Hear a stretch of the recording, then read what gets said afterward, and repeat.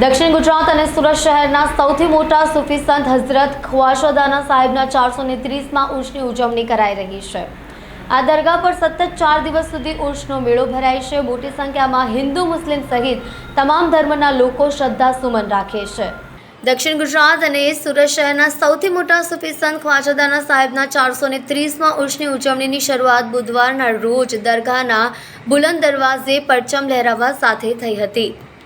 દરગાહના મુખ્ય સેવક ફિરોઝ બાબા, તેમના ભાઈ સિરાજુદ્દીન બાબા અને તેમના પુત્રો સહિત સુરતના સૈયદ અગ્રણીઓ અને બરોડા ખાનગાહે રિફાઈ ગાદીથી ખાસ પધારેલા સૈયદ કમાલ બાબાના સુપુત્ર સૈયદ નૈયર બાબાની હાજરીમાં રાતબી રિફાઈથી થયો હતો।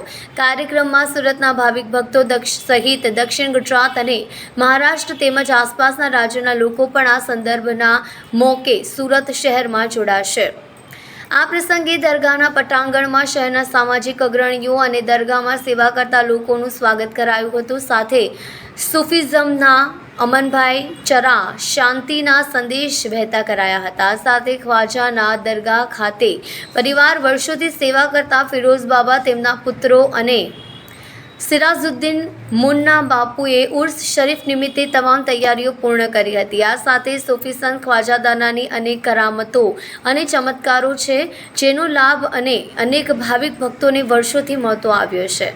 સ્ત્રી હોય, પુરુષો કે બાળક હોય, વૃદ્ધા, દરેકની દુઃખ અને મુસીબતોના આ સમયે અહીં પ્રાર્થના કરવાથી ઘણાને અનેક દુઃખ દૂર થયાની માનતાઓ ચાલતી આવે છે, જેના વિશે દરગાહના મુખ્ય સેવકે માહિતી આપી હતી।